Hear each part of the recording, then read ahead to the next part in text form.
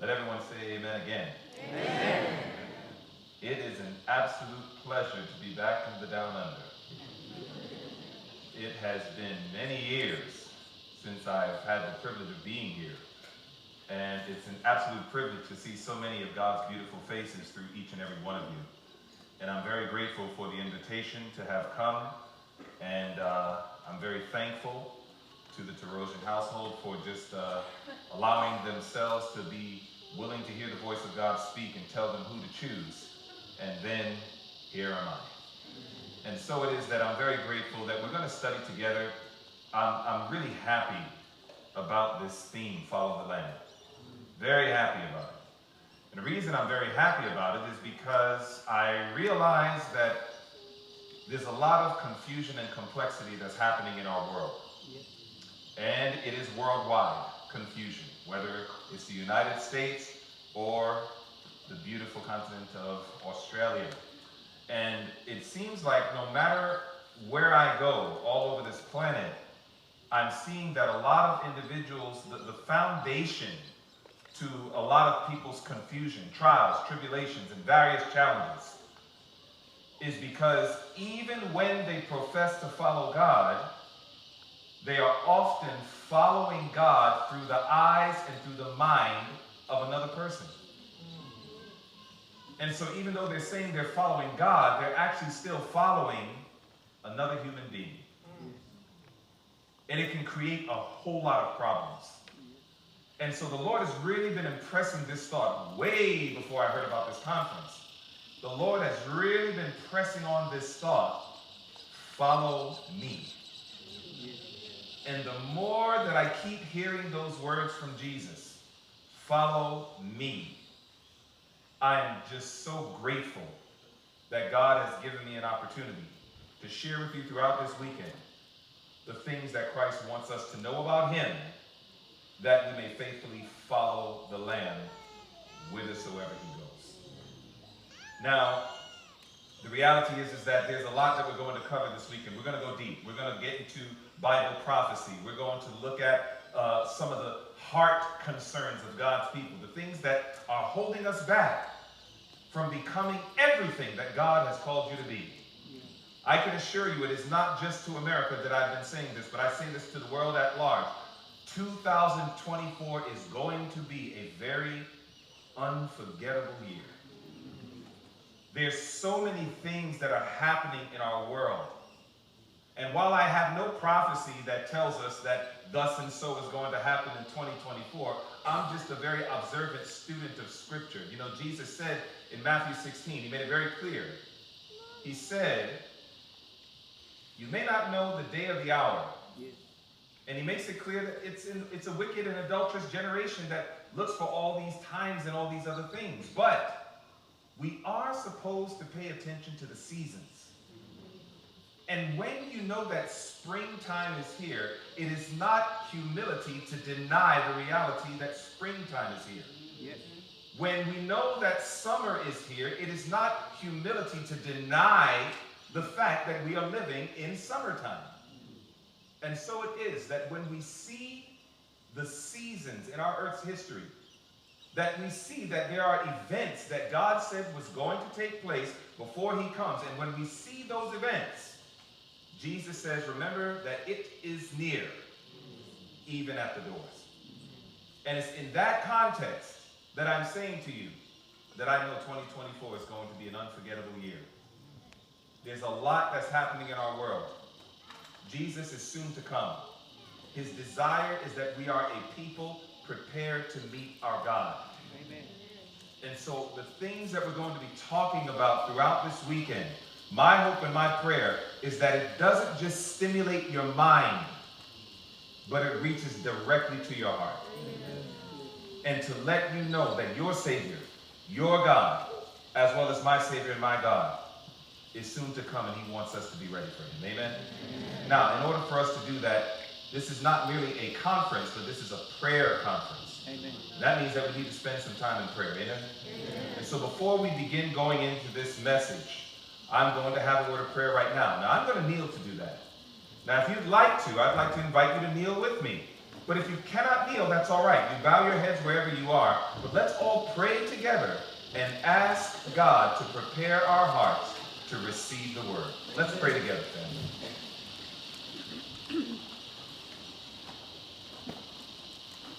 Our Father in heaven, Lord, we are very grateful for the privilege and the opportunity to hear heaven speak while we on earth remain silent before you. Lord, we have all gathered here tonight not to be entertained, but to be inspired. And Lord, we want our hearts to be lifted not towards man, but towards the only man that counts, and his name is Jesus. Amen. We pray, dear God, that you will please forgive us of anything that we have said, done, or entertained in our thoughts that was unlike you. We ask you to grant us your Holy Spirit that we might have the mind of Christ as a result of having that new heart. Yes, Lord. Lord, I pray that as you speak to us in our very individual needs, our individual households, may you help us, Lord, that we will be able to say we have heard the voice of God and we must leave here different than when we came. Amen. And Lord, while you're going to bless my brothers and sisters, I'm praying, please do not pass me by. I ask for a fresh revelation of your great love and your majesty. Please, Lord, help me to behold Christ, my righteousness, and may my heart as well as our hearts all be lifted heavenward, and may we leave here more devoted than when we came, we pray. We ask it all, oh God, in Jesus' name. Let everyone say, Amen. Amen. You know, I got a question for you. I'm going to borrow one of these stools here. Question for you. How many of you have heard me preach before? Let me see your hands. How many of you heard me preach before? Okay. While that's a good amount of you, there's a lot of you, it's the majority of you that you have not. Now, so that you can kind of understand your brother, because I consider myself your brother. Is that all right? Amen. All right, so that you know we're family. Amen? Amen. Now, you know when you're family, you can have real talk. You know, when you're family, we get into deep discussions, right? Okay, so I'm going to be talking to you as your brother, but I wanted to start with this. A lot of people don't really know me. One time I was preaching the word, right? This is a true story. One time I was somewhere preaching the word of God.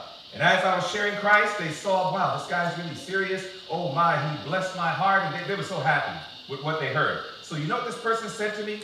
They came to me after the meeting and they said, Brother Lemon, I know that you are a man of God. And I said to them, why? Why do you think I'm a man of God? They said, oh, your sermons were so powerful and they touched my heart and all of these things. And I was like, so basically all a person has to do is preach well. And that means that they're a man of God? Have you not watched the news? Have you not seen that there are popular preachers, priests, bishops, pastors? Have you not seen that there are people who are so influential and they can lead so many people? And the truth of the matter is that while they were professing God from the pulpit, they were living like a devil off the pulpit. I said, you haven't read any of these stories? And they said, well, yes, that's true. I said, so again, I ask you, how do you know that I'm a man of God? You don't know that I'm a man of God just because I preach well. That does not make someone a man of God. That does not make someone a woman of God just because they preach well or they teach well. What makes a person a man or a woman of God is the presence of God in their heart as lived out in their day-to-day lifestyle. Yes. And so I said, so do you really want to know if I'm a man of God? I said, that means you got to hang out with me. And because this person was local, I was able to say, you want to hang out? You want to have dinner next week? Let's get to know each other so you can really find out if I am what you think I am. We began to spend time together and so on, and they spent much time with me over many months, even in fact, over a year or so. And now they come back to me and they say, now truly I can say that I know that you are a man of God. Yeah. And I said, well, thank you for that. At least now your statement is a bit more qualified. That's right. But here's the reality, beloved. The reality is that Even though God has given me a gift to articulate his words in such a way to reach the hearts of people, that doesn't make us men and women of God. But I would say this. I think it's important that if you really want to know who I am, then maybe tonight I'm going to share something with you that'll give you just a little bit more insight. And it's something that the Bible says has overcoming power. If you have your Bible with you, go to the book of Revelation chapter 12. I want you to show you this. In the book of Revelation, the 12th chapter, I want you to see something the Bible says. And God knows what he's doing when he puts these statements in his word. He says in the book of Revelation, we're going to what chapter? 12. All right, we're going to Revelation chapter 12. And I want you to see what the Bible says. Now, it talks about a war going on in heaven. It goes on and talks about the characters in the war, Michael and the dragon. And it begins to talk about their fight in verses 7 to 9. But I want you to watch something very carefully in verse 12. In Revelation chapter 12 and verse 12, the Bible that says, "Therefore rejoice ye heavens, and ye that dwell in them. But woe to the inhabitants of the earth and of the sea, because the devil is come down unto who? You. Unto you, having what? Great wrath." Why? Because he knows that he has a very short time. Now, knowing this, knowing that we're in a war, we're in a fight, we didn't ask to join it, but we're in it. So in my opinion, which I believe is inspired, if you realize that you are in a war, though you didn't ask to be in it, but you're in it, then you have no choice but to win. You don't get into a war to lose. You get into a war to win. Is that right? Amen. And because of the fact that we're in this war, did you know that God loves us so much, he gave us the secrets to know how to win? Yes. It's in verse 11. Take a look at it. It says right there in verse 11, it says, "And they overcame." That sounds like winning. It says, "And they overcame him by the blood of the Lamb," and then it was by something else. What was it? The word of their testimony. Amen. The purpose of giving a testimony, as my dear sister gave, when the Lord opened her eyes and helped her to see that great work that he's calling her to do in teaching. When we give our testimonies, they're not for the purpose of entertainment. Amen. They're not for the purpose of just letting people in your business. The purpose of giving a testimony is that something in that testimony is going to impart overcoming power. Amen. To all of us who are in this war. Amen. So I want you to get to know your brother. I want to go ahead and introduce myself to you in another way that maybe some of you have never heard before. I'm going to share my testimony. Hallelujah. And the whole purpose of me sharing my testimony is so that you can understand why I am the way I am and why I do what I do at this time in Earth's history. You know, there's a wonderful statement. I love this little quote here. It comes from the book Adventist Home. And it says, "Home should be made all that the word implies. It should be a little what? Heaven. Heaven on earth." You know, I'd love to ask married couples. I'd love to ask them, do you see your home as heaven on earth? And I'm not here to ask you to give the answer, because I'm not here to start trouble. But what I will tell you is that if you can answer in your heart, when I think of home, I truly think of heaven. Well, I would say to you, praise the Lord. Please keep doing what you're doing to make you look at your home like that. But I'm too much of, though I'm a man of ideal, I'm too much also a man of reality. And reality tells me, as I think about the countless amount of couples that I have had the privilege of counseling and coaching over the many, many, many years that I've been in ministry, I know that most families, most homes right now do not feel like heaven on earth. You know what that simply means? We have more work to do. We have more work to do. But the reality is that God says our home should be a little heaven on earth. Now, I'd love to tell you that that's the home that I came from, but that is not the home that I came from. I grew up in not only the United States, but I grew up in a very popular state in the United States. It's called New York. Any of you ever heard of New York? You know, a lot of people want to be like New Yorkers, and I would recommend, please don't do that. You know, New Yorkers are not all they're cracked up to be, I promise you. But nevertheless, that's where I'm from. I'm from Queens, New York. And growing up, I grew up as a young kid. I'm the youngest of 8. Youngest of 8. Had, 3 sisters, 4 brothers. And my dad was married to another lady, and he had all 7 of the children. She passed away. He met my mom, and then they got married, and then I came into the world, and I was baby number 8. And we were not a religious family at all. I did not grow up in the church. I always like to tell young people, if you grow up in a home where you have a mother and a father who believes in prayer, if you grow up in a home where you have a mother and a father who believes in worship, if you're growing up in a home where you have a mother and a father who believes in looking to the Bible and allowing it to be their man of counsel to help them know how to live. If you young people are growing up in a home like that, you have no idea how blessed you are. Amen. You are so blessed to have a father that believes in prayer. To have parents that say, you know what, once a week we're going to go to a house of worship and we're going to worship God. You have no idea how blessed you are. I did not grow up with any of that. 0 religion whatsoever. We were worldly to the core. Now, growing up, this was the house that I lived in. Those bars on the window were not for decoration. And it wasn't to lock people in. It was to keep people out. So that kind of gives you an idea that I didn't grow up in the safest neighborhoods, okay? I didn't grow up. I grew up in a little area called Hollis, Queens. And it was an area where there was some rough stuff. There was some bad stuff that would happen. I mean, this was a time where, unfortunately, I grew up, and I'm going to tell you right now, I grew up seeing a lot of death. I grew up seeing people get beat up. I grew up, before I turned 15 years old, I already got into 30, 50 fights. It wasn't easy.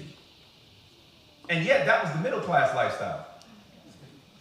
There were people poorer than me that went through even worse. But nevertheless, this is the home that I grew up in. And I look back at it all, and there was a lot. You know, my dad, one of the things that my family did do is we tried to work together as a family. I mean, I grew up in a dual home, right? I had a mom and a dad. That's a blessing all by itself. Yeah. But in addition to that, one of the things that my family loved was music. I mean, I grew up in a musical household. My dad was a jazz musicianist. He was a drummer. So dad would always play the drums. And then my brothers would play the guitar, and they would play the bass, and they could sing. And there was a lot of musical skill. But for me growing up, I didn't have any type of skill. The only thing I knew how to do was every time music would play, my feet would move. And it was like real involuntarily, my feet would just start moving. And I would just start dancing. Now the reason why this is important is because I want you to watch this. This verse in scripture always touches me. God is talking to the children of Israel, and he's speaking these intimate words. I'm so glad that I serve and worship an intimate God. Amen. And one day God says this to the children of Israel, but I realized he wasn't just saying it to the children of Israel, he's saying it to all of his children. Here's what the verse says. In Isaiah 43 and verse 7, the Bible says, even everyone that is called by my name, notice, it says, for I have created them for what purpose? For my glory. I have created them. Yes, I have made them. I did not know that I came into this world to glorify God. We have, and what ends up happening, we all have a tendency to follow somebody. That's how we come into this world. We don't come into this world leaders. We come into this world followers. That's how we all come into this world. Ask any baby. When mother goes over here, what is that baby doing? Following mom. If dad goes over here, what is that baby doing? It's crawling over to dad. There's a tendency that was put there by our Creator to first follow, learn what we have to learn, and then eventually lead. We all came into this world created to follow. But here's the problem. If we don't grow up in a home where we learn that we were created to follow, created to glorify God, then what's going to end up happening is we're going to end up following and glorifying people, if not glorifying ourselves. This is why knowing your identity is so important. When somebody asks me, Dwayne, what is your identity? Before I say I'm a preacher, before I say I'm a black man, before I say any of that, I let people know my identity is that I am a son of God. Amen.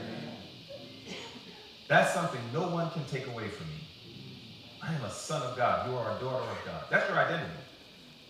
And here it is that God makes it clear. I created you for my glory. So growing up, I didn't know this. I didn't understand this. So I'm just a follower, just trying to figure out my purpose like anybody would. So what ends up happening is I try to do things to get my dad's attention. I try to do things to feel relevant, like a lot of us do. And what ended up happening is every time I danced, I noticed that my father would give me attention. Every time. I mean, when music would play and I would start dancing, my father would stop everything he's doing. My father would look at me and he would just sit down and just smile. And you have no idea what that did to my heart. Wow, my dad's looking at me. My dad's giving me attention. There's so many fathers today. Fathers in the room, I'm telling you right now, give your children attention. Amen. Because they can grow up and get to an age where they're going to feel like they don't need you anymore. And they're now going to start looking for leadership from other places that are not the best. Well, here it is that now brother's growing up and everything. So in my home, here it is, I'm trying to find this relevance. I'm trying to find love. I'm trying to find significance. I'm trying to find security. Did you know that every human being looks for that? Every single one of us in this room, you have that need, whether you know it or not. We all have a need to feel loved. We all have a need to feel secure. We all have a need to feel significant. Every human being has those needs. And if you don't realize how to find that in God, we will look for that in people. That's one of the reasons why so many marriages are broken. Wives are trying to force their husbands to make them feel loved, significant, and secure. Husbands are trying to force their wives to make them feel loved, significant, and secure. And when husband or wife fails, we begin making all sorts of bad decisions, even some of the worst decisions, like adultery. So here it is that a brother's trying to figure out, what's my purpose? Where do I find love? Where do I find significance? Where do I find security? And as I'm looking for it, I ended up going to high school. This was a horrible high school. It was for the thoroughly uneducated and the degenerate. I didn't pay attention in school. I was a high school dropout. I did not pay attention to my classes. And I'm not saying that from a boasting standpoint. I'm saying that with some shame. It's like I went to school and I wasted my time. So what ended up happening is my grades were horrible, and this was like the only school that would accept me. But this was a horrible school. This was a place where people got hurt all the time. There were times we'd come to the school. There was a couple of times we came to the school, we found a body that was in the grass from some gang that shot him. So this was the kind of stuff that we was exposed to. But here I am in this school, and what am I doing? I'm trying to look for love. I'm trying to look for relevance. I'm trying to look for something that lets me know that I am special. So what ended up happening is, I got with these guys. This is an actual picture of me. I'm all the way to your right. So I started dancing, because remember, that was the only thing I was good at. I started dancing, and I told these guys, help me win what's called the talent show, the Homecoming King talent show. So I started to dance, and I started to perform, and I taught these guys these dance moves, and I said, I need you to help me become the Homecoming King. And guess what happened? Ta-da! I became the Homecoming King. You know, we have this tendency to glorify ourselves. And remember, we learned that we were created to give God glory. Is that right? Yeah. And I noticed, if you look at my face, do you see arrogance on my face? I mean, there's just a look of arrogance, isn't it? Just a look like, you know, I am the man. I am the best. And that's what I felt. And so here it is that now all of a sudden, when I couldn't make friends, now I could find friends. Now everybody wanted to be my friend. If I wanted a girlfriend, now all of a sudden I had choices.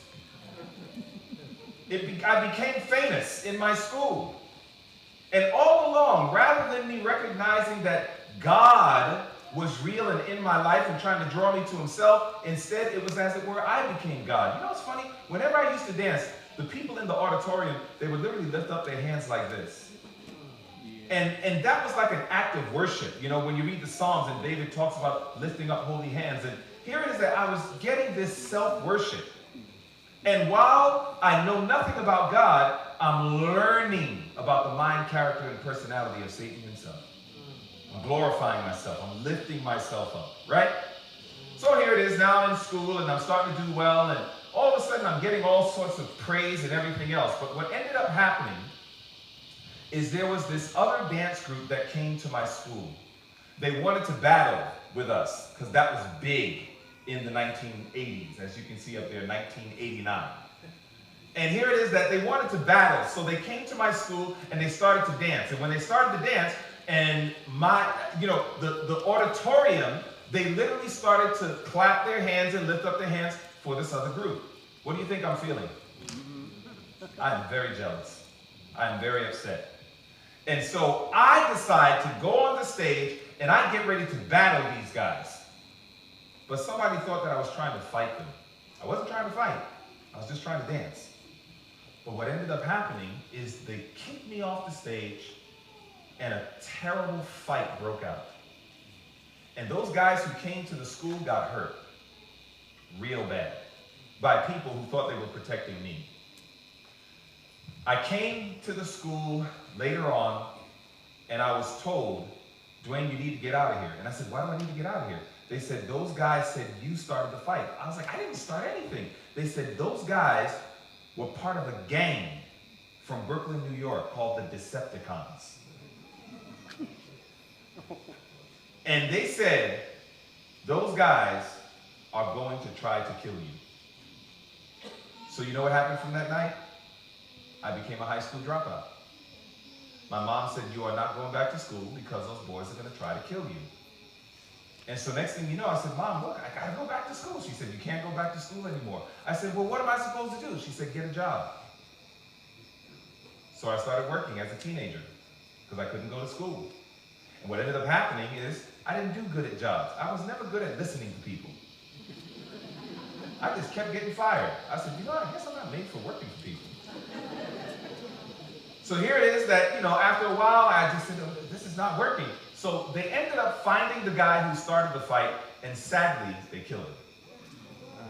I told my mom, I said, Mom, they found the guy, he's gone, can I go back to school? My mother said, you cannot go back to school anymore.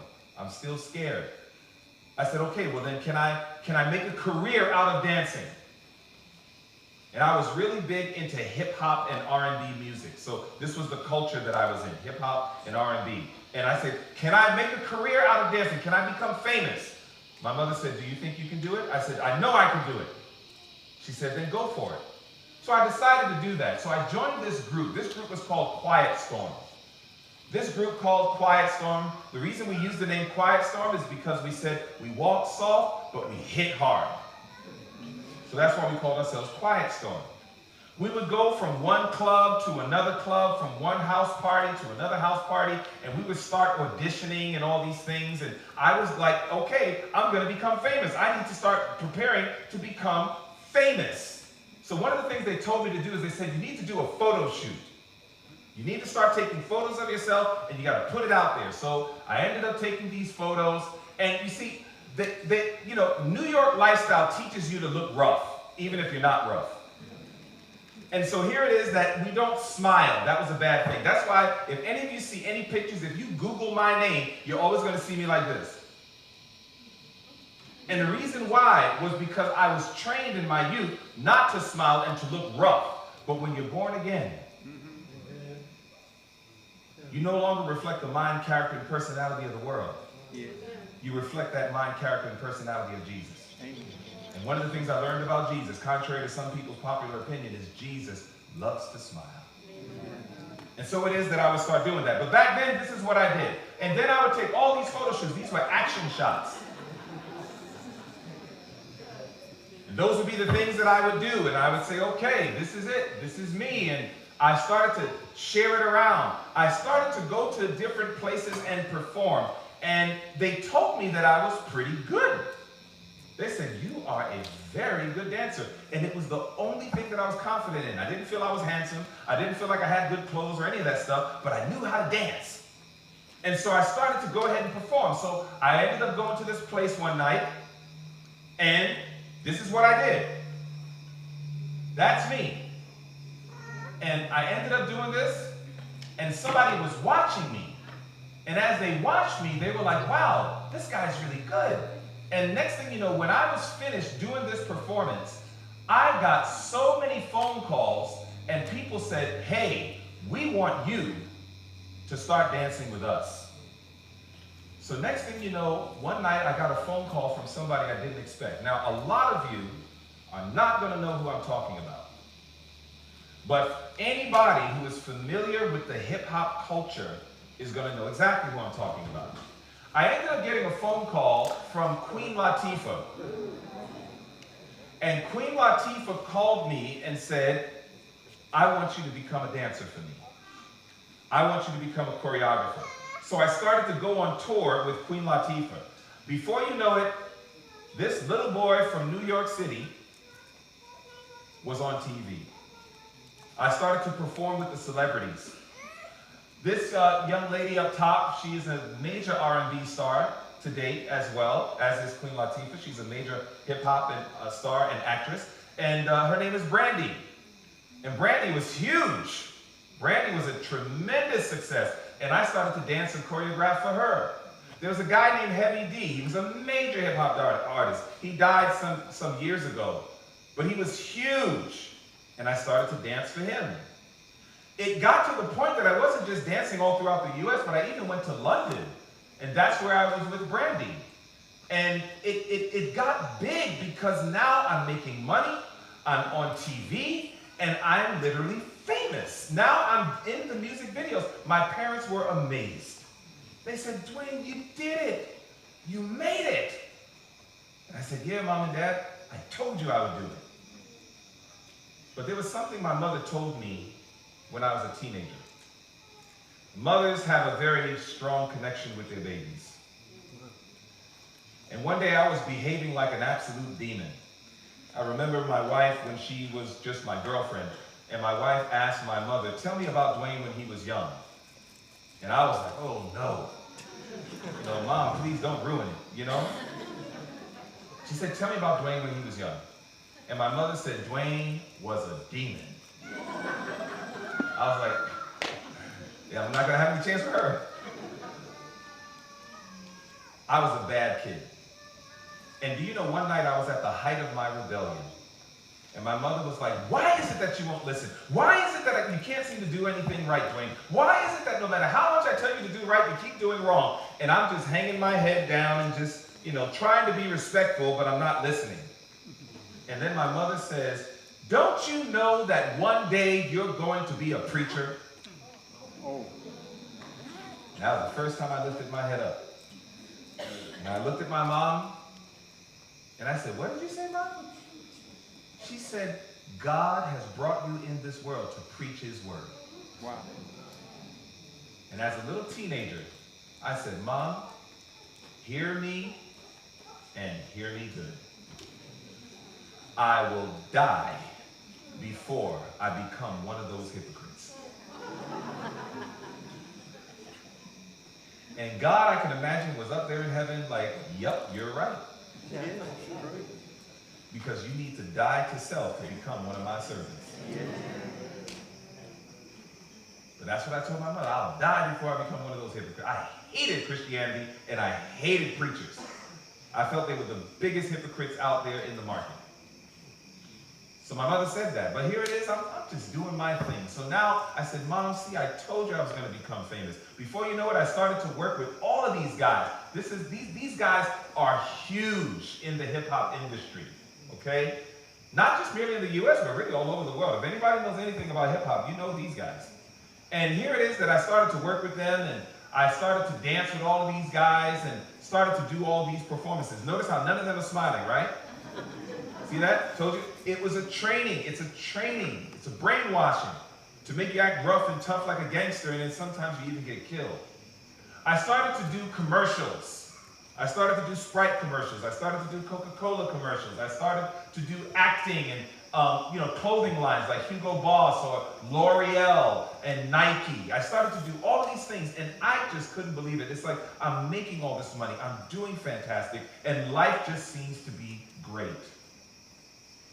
As a matter of fact, there was a television show called New York Undercover, and I decided I wanted to get into some acting. So what I ended up doing was I had a part in the program, in the sitcom, where I was playing a class student. And I felt like I was beginning my acting career.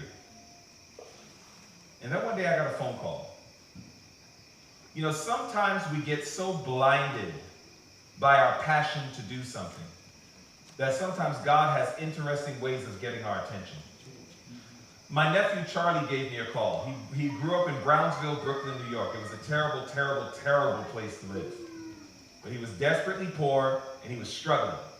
And he said, Uncle Dwayne, he says, I want to be famous like you. I want to be on television and all those things. And I said, okay, let me try to get you in the industry. And I tried to get him into the industry, but nobody paid any attention. So you know what Charlie decided to do to start making money like his uncle? He decided to sell drugs. He said, let me go ahead and let's start selling drugs. And the night that he sold drugs was the night that he was gunned down and killed by his so-called friends. I went to the funeral. And when I went to the funeral, there's something that the Bible says that happened to me. The Bible says, when I think about, like I said, terrible gunfights and all these things, but the Bible says it is better to go to the house of mourning than to go to the house of feasting. For that is the end of all men, and the living will lay it to his heart. That's exactly what happened. When I watched my nephew's body go down into the grave, it was like for the first time in my life I realized that I have an appointment with the grave. And life became very real for me in that moment. It was at his funeral that for the first time in my life, we got inside the limousine, we're driving away, I'm broken beyond measure, and I hear a voice speak to my conscience, as clear as you can hear my voice through this microphone. And the voice said, will you accept me now? The voice came again, will you accept me now? You see, all throughout my career as a dancer and choreographer in the hip hop and R&B industry, I always had these people that would come to me and say, you need to give your heart to Jesus. You need to surrender your life to Christ. And you know what I kept saying? Absolutely not. I'm too busy. I'm making money. I'm very excited about my life. If I become a Christian, I know what that means. I'm going to live a boring life and I'm going to hate this thing and I'm going to not have fun anymore. Because that's how I understood Christianity, a religion of people who act like they're happy, but they know they're miserable. I hope here in Australia that that's not true. But that's what I felt about Christians and Christianity. I said, they're not really happy. I said, these guys aren't happy. They're slaves. They're trapped. They don't want to be there. Their parents are making them go. And so I didn't want any part of that. So I would reject it over and over again. But it kept coming to me. You saw this here. I'll show you this very quickly. You know the reason why that was there? I went to a party one night, and there was a guy wearing a trench coat, and it was hotter than what it is right here, right now. And he's wearing like this big, long coat inside a house where it's just terribly hot. So he looked weird. So you know what we did? We made fun of him.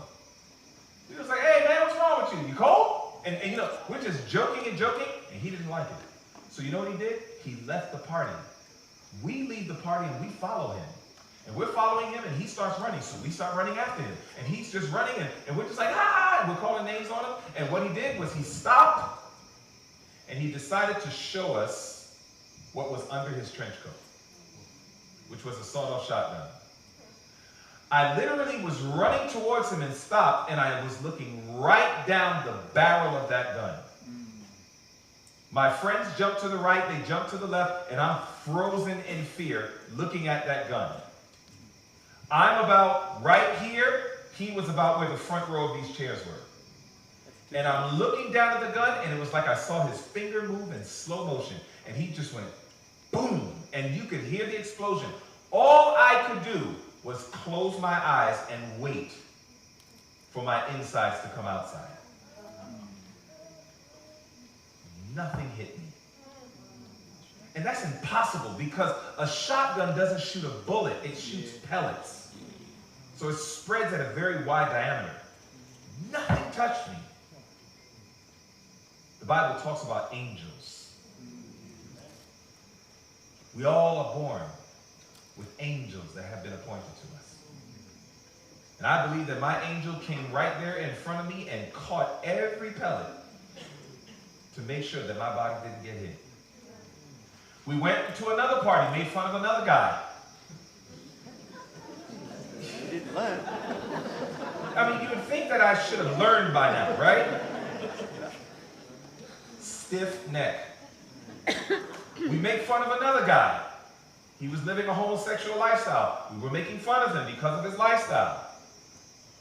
He said, I'm going to take care of you guys. And he went out to his car. Everybody said, you guys better leave. He's going to get a gun. Sure enough, we run outside the house. He's running towards us and he has the gun. Pop, pop, pop, pop, pop. And he's just shooting at us. And I'm running and I jump by a tree. And literally the bullet hit the bark of the tree. And the bark of the tree hit my ear. Which means had I moved just a little slower, that bullet would have pierced the back of my head. I said I was lucky. And I kept moving on. Then, that's the New York bus, public transportation. Then, I was walking across the street from school. A friend of mine called me, hey, Dwayne. I was like, yeah. They said, they said something to me. I was like, okay, fine. And then I just took a step forward without looking. I walked into the street. The bus, boom, hits me. And I roll like a ball.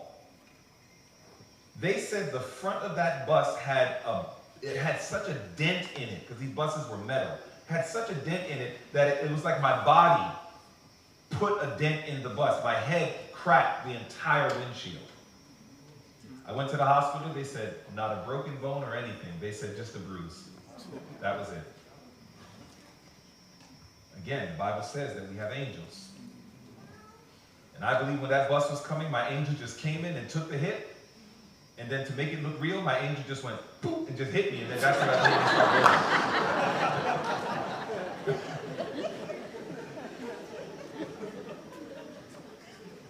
God spared my life so many times.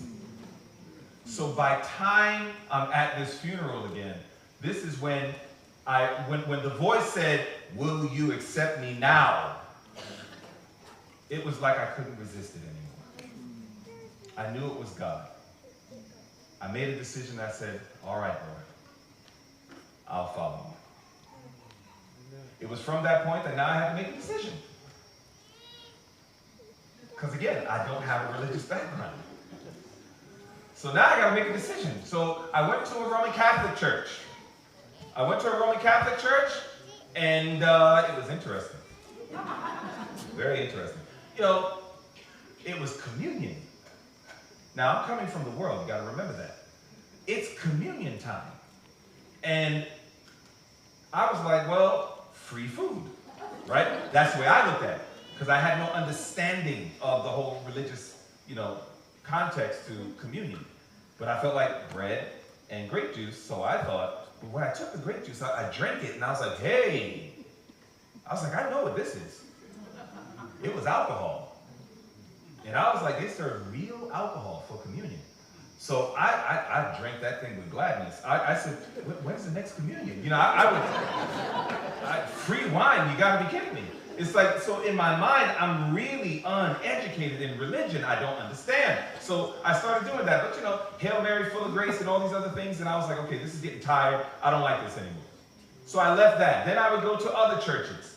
And then, and after a while, I even went and I decided, let me try Islam. I was literally looking for God. I'm trying to find something that works. So I go ahead and I dip dab in Islam. I liked Islam because there was a lot of discipline with it. Because I always felt Christians were just a bunch of undisciplined people. Remember, I had a really bad view towards Christians. So instead, I was pretty much liking Islam. But Islam got to a point that it was too intellectual the way they were approaching it, and I was looking for more. So I decided one night, I had the Quran, I had a book called the Holy Tablets, I had the Bible in front of me, and I prayed to God. I said, God, I said, Jesus, I don't care if you're Jesus, I don't care if you're Allah, I said, I don't care if you're a head of lettuce. I said, I just need to know who you are.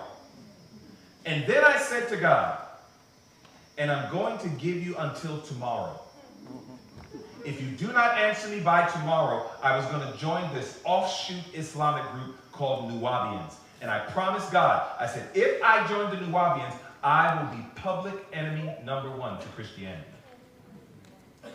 God knew that I meant it. So I had a girlfriend at the time, her name was Pam, and Pam noticed that there was this flyer that she found in the street. Now, you don't pick up flyers that are laying on the street because you don't know what's on it. You know? You don't pick it up, it's all dirty and everything. But for some reason, it got her attention. She picked up the flyer. She brought it to my house. She said, Dwayne, you won't believe this. This paper is about a tent meeting that's talking about all the subjects that you had questions about. I grabbed the paper, I looked at it. Sure enough, it was a tent meeting similar to this. And it was 15 minutes from my house. I had a complex, in case you haven't noticed, I'm a black man. And I had a complex. I was trying to find out, like, where are black people in the Bible, you know? Another reason I didn't like Christianity, because I felt it was a white man's religion. Because I was like, the angels are white, Jesus is white, the patriarchs are white, the prophets are white, the apostles are white, and the only black guy was some dude carrying a cross. So I didn't like that. I was just like, what's up with that? That's not cool. I said, maybe this is for them, but it's not for me. So that was another reason why I left Christianity alone. But on the flyer, it was all about Afrocentricity and the Bible. Talk about God meeting us where we're at. Amen. The subject that evening was called The African American and the Pig. So I said, man, I'm going. I go to this meeting, and the preacher is preaching out of Leviticus 11 and Deuteronomy 14. And he's talking about how the pig is an unclean animal and all this stuff, and he's breaking it down. Now, from the Islamic background, I knew that the pig was a dirty beast. So you know what I did? I was a little loud, I admit. I was in the back, and the preacher's breaking all this stuff down, and I got up, I said, that's right, preacher. I was excited, because I felt like, again, Christians were annoying to me, and they were very ignorant people. So I felt like, that's right, educate these people. So literally, I was like, that's right, preacher, tell these Christians. And I felt good about it. I said, tell them. So what ended up happening is he's breaking it down and everything, and I just feel good. I feel so good. But what the preacher did not know is that every March 22, that's my birthday, every March 22, I treated myself to a gift. You know what the gift was? A shrimp platter. I would treat myself to shrimp with cocktail sauce, a cheesecake, and a cream soda. This is what I would say happy birthday to me. So I was a big-time seafood lover. So while he's breaking down the pig, I'm like, amen, that's right, tell these Christians. And then he went and he said, and the crab, and the shrimp, and the lobster are all unclean. And I lied to you not. I'm in the back and I said, what? Couldn't believe it. I said, are you serious? And I said, let me get this Bible. I hardly knew how to go through it, but I found Leviticus. And I was like, well, imagine that. So sure enough, when the meeting was over, I went over to that preacher. I mean, you know, preachers were pretty untouchable. They always had like bodyguards or something around them, but he was very accessible. I went up to him and I said, hey, who are you people?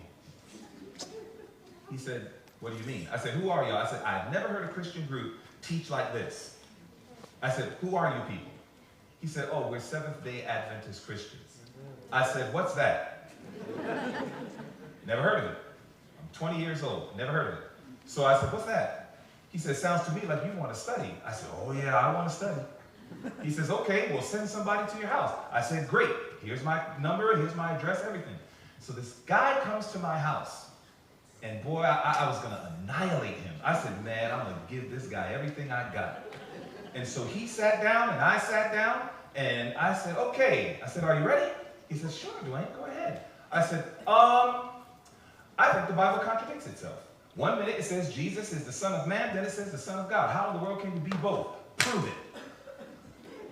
He sits back and he says, you know, that's a very good question. You must really study a lot.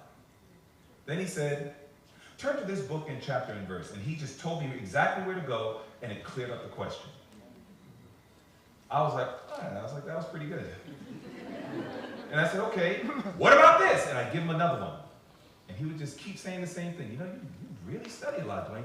Wow. We're not used to seeing young men study like you. Why don't you go to this book, chapter and verse?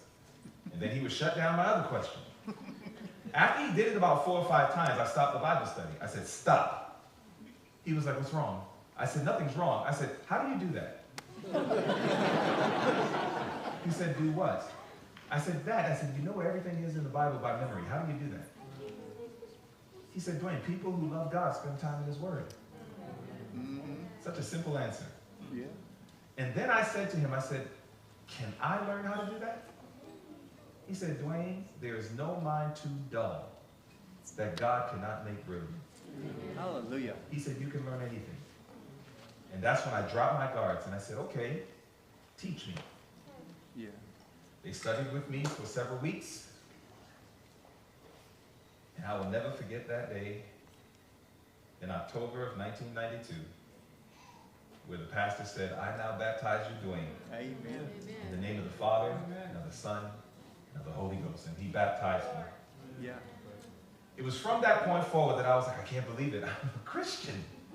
The thing that I said I hated. The thing that I did not want to have any part of. Yes. Now I'm one of them. Yes. So, the Bible says, therefore, if any man be in Christ, he is a new creature. And the Bible is very clear. Old things are passed away. Behold, all things are become new. Man, I am so excited. I'm a high school dropout.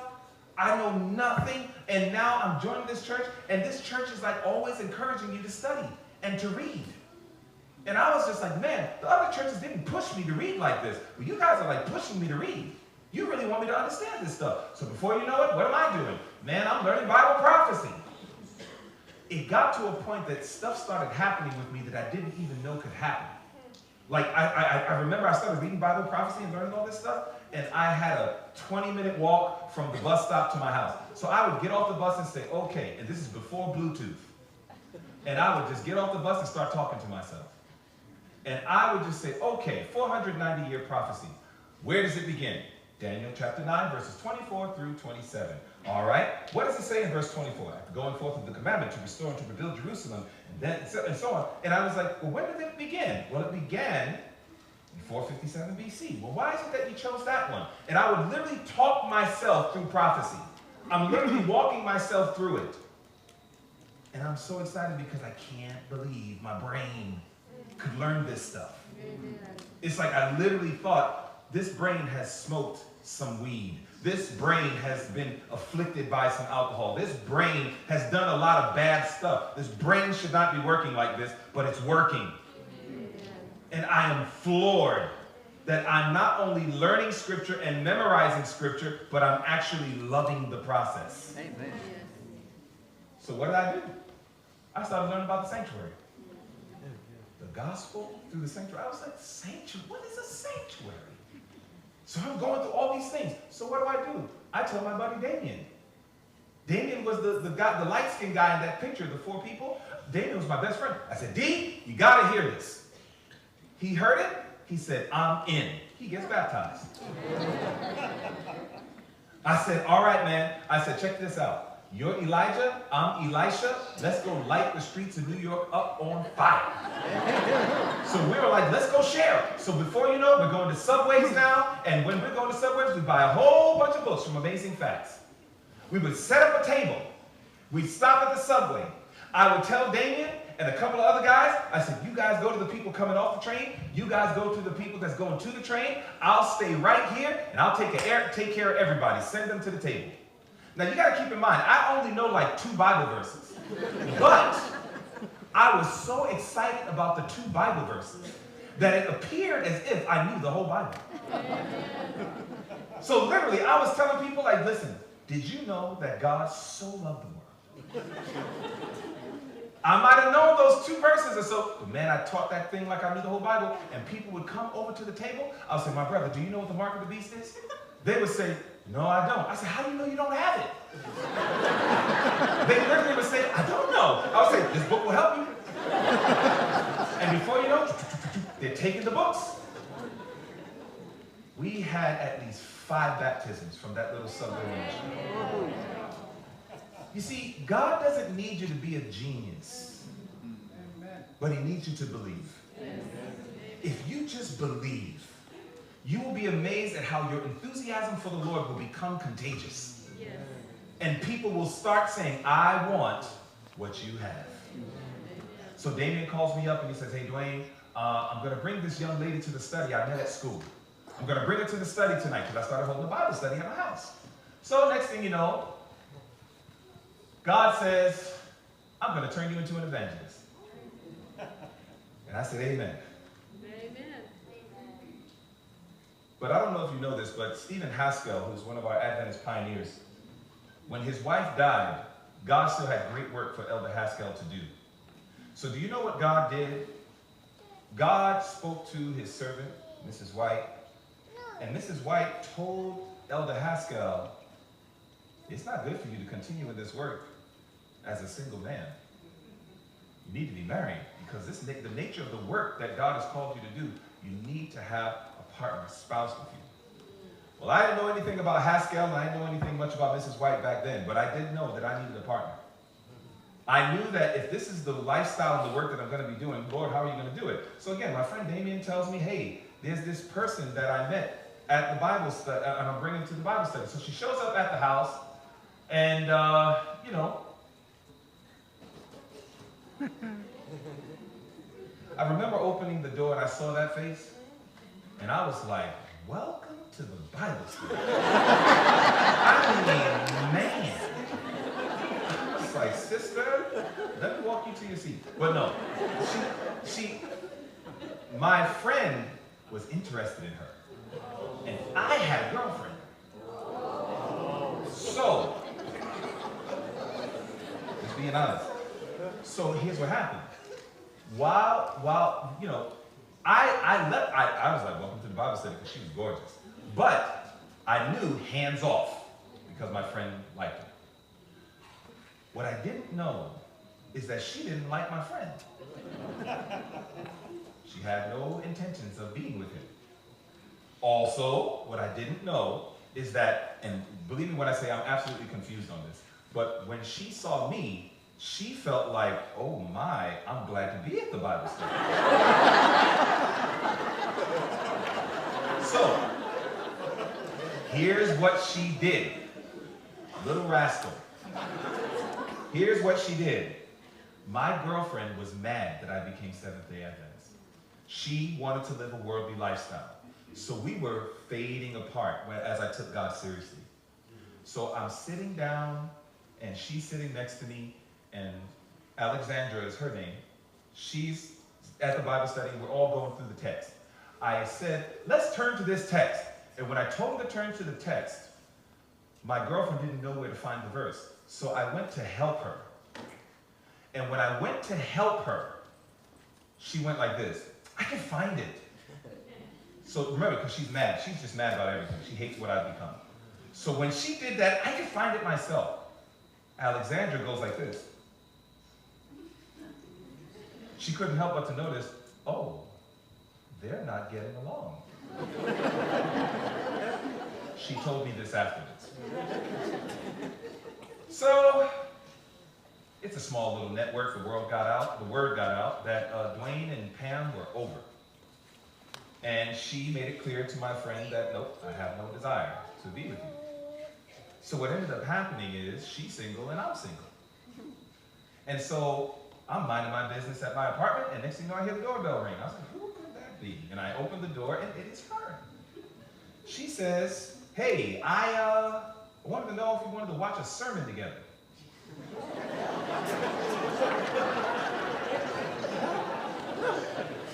That was slick.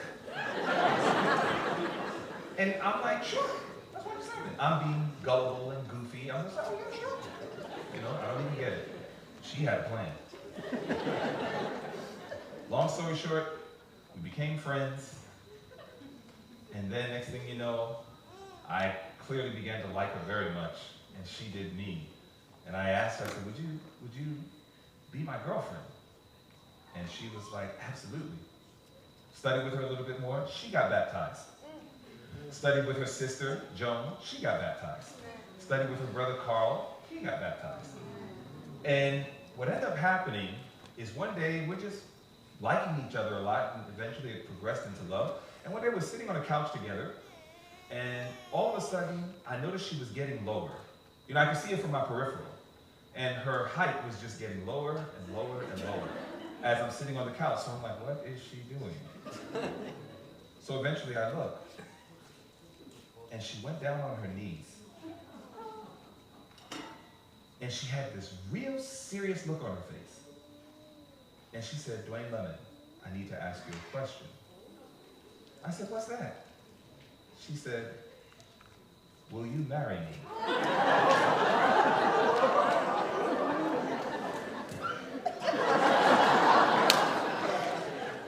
And I said, are you serious? She said, I'm dead serious. Will you marry me? I said, you're supposed to let me do that to you. She said, you took too long.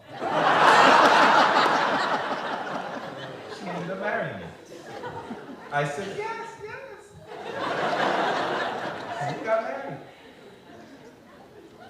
The Lord blessed. And she became my bride from my side. Yeah. We believe in the Lord. We're studying, growing together. We made a promise that she broke. I said, honey, we're going to wait 2 years. And then we will have children. She didn't listen. 2 months later, she was pregnant. I remember she said, honey, I'm pregnant. I said, no, you're not. She said, yes, I am. I said, no, you're not. She said, yes, I am. So next thing you know, my son Jared was born. 6 months later, she said, I'm pregnant again. I said, no, you're not. She said, yes, I am. And the next thing you know, Kayla was born. 6 months later, she was pregnant again. No point in saying, no, you're not. It was like, obviously she was. And then Caleb was born. I said, honey, we have to stop doing this. And then, 5 months later, she was pregnant again. And then we had Jada. My wife often says, I've been pregnant for 4 years. So we ended up moving from that to these guys. Oh, my lovely gang. We started reading all these books. We're reading Child Guidance. We're reading Adventist Home. We're starting to go through all these books and everything. And we're learning so much, you know. As a matter of fact, when my wife read Adventist Home, that's when she was like, oh, man. I said, what, honey? She says, I shouldn't have proposed to you. You should have proposed to me. I was like, too late. You know, it's like, we're already in. But, you know, she would say that every so often. So before you know, we're all growing up as a family. My wife was studying to be a nurse. She decided to give up her career, and she wanted to go ahead and homeschool our children. So she began to homeschool them and learn how to do that, and that was a big learning curve. And we're all trying to draw close to Jesus and learn of Jesus together. We started growing together, and, you know, my lovely bride, and, you know, it's like we're so happy to be this little nucleus here, this family that's all growing in Christ together. We had our little gang, and, you know, we just kept growing and growing. And before you know, we're doing ministry together. And my wife kept saying, I wish you would have proposed to me. So I decided to propose to her. It was on our 20th anniversary. I said, honey, will you remarry me? I did a whole shot. And if any of you are subscribed to our YouTube channel, I'll tell you a little bit more about my YouTube channel tomorrow. But if you subscribe or if you go to our YouTube channel, you'll see the video of me proposing to my wife. We recorded the whole thing. It was absolutely fantastic. And I was privileged to have my sons as my best men and our daughters as the bridesmaids. Yay. It was such a beautiful and wonderful time, and the Lord bless. And we just continued to grow in grace, and that's all of us today.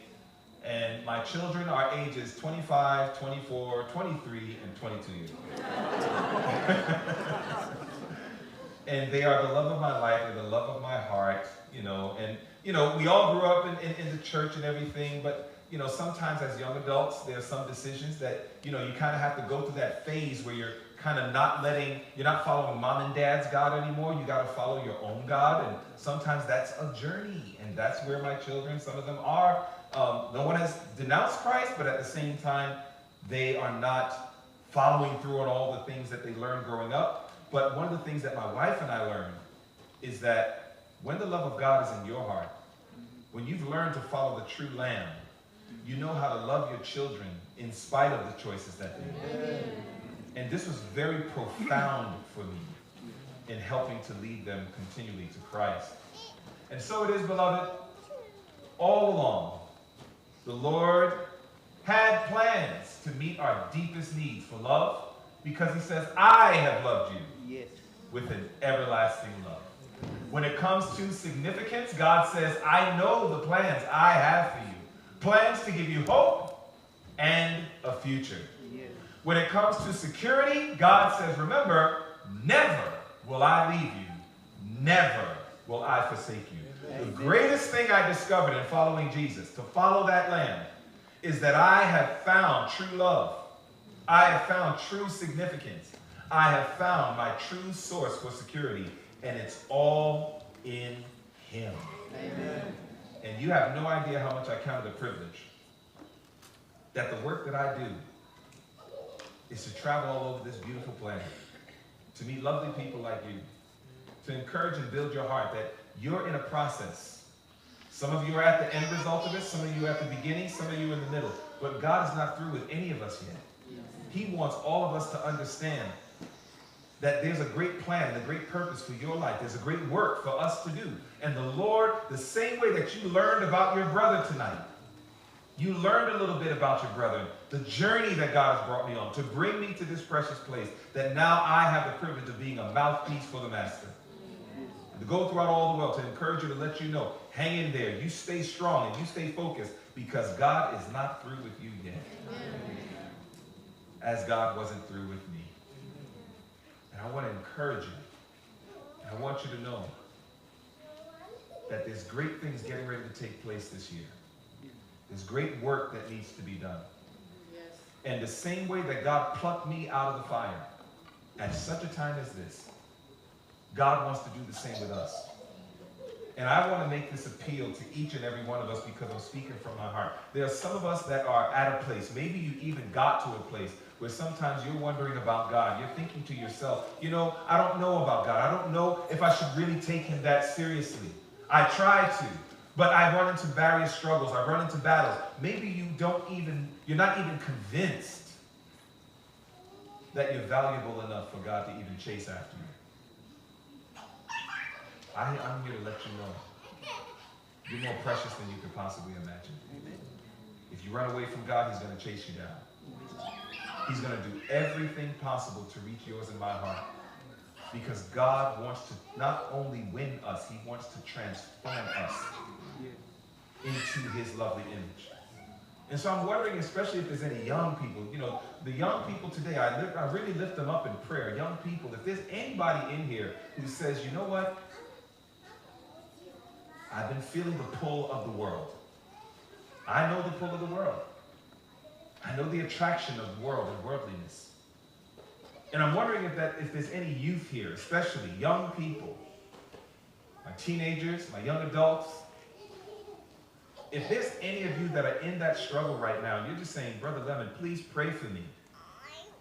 that my story can close out very similar to your story. That not only will God save me, but God can use me as well. If there's any young brothers or young sisters who are going through some of these battles and you feel the tug of the world, you feel the pull of the world, and you're trying to be faithful to God, you want to be, but at the same time your heart is drawn towards the other side, and you're in that battle right now. First, I'm talking to my young brothers and sisters, my teenagers and my young adults. If that's you, I'm wondering if you would just slip your hand in the air and say, hey, please pray for me. Is there anybody who says that? Amen. Amen. God bless you. God bless you. Praise God. Thank you for being honest with your own heart. Maybe you can encourage some others to do the same.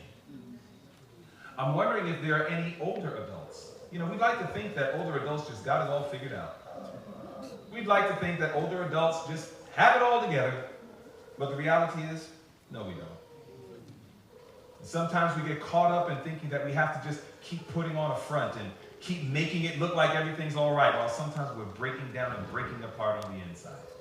We're almost dying on the inside. So if there's any adults, older adults in this room that says, you know what, Brother Lemon, pray for me because I feel that battle. Amen. God bless you. Is there anybody else who says, yeah, God bless you? This is a real battle that we're in, family. And I promise you the devil plays for keeps. But I'm so thankful, so does God. Amen. And last I checked, Jesus made it very clear, be of good cheer, for I have overcome the world. Yes. And so I want to invite all of us to please stand at this time. I want to pray with you and pray for you. Please forgive me to all of our staff at the prayer conference. I know the message went a little over time.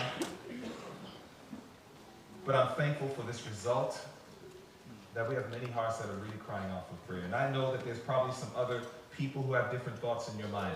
But again, family, we go through this together. And the most important thing is, if God be for us, then who could possibly be against us? Yes. Let's pray to this thing. Our loving Father, we thank you so much that you have helped us to realize that we can overcome because Christ already overcame. Yes. And Lord, I am grateful that tonight I just shared a little bit of my story of how you could take a man who loved worldliness, but now you can bring him to a place where he loves holiness. Lord, I know that you're not finished with me yet. There's more of Jesus that I would learn. And so I ask your blessings to be on each and every one of us, especially all those hands that have gone up from both youth and adults, that you will please, Lord, anoint them with your Spirit. Hover over them with your holy angels. Protect them and preserve them. Yes. And I pray, dear God, that you might lift their hearts up and help them to find a friend in Jesus. Yes. Lord, I pray that in the end, may there be many, many, many, many more testimonies like what has been given tonight of what God can do through a soul when it is willing to surrender its heart to thee. Amen. Bless us to this end, I pray. Thank you for this time. For we ask it all in Jesus' name. Let everyone say, amen. Amen. Thank you so much. God bless you.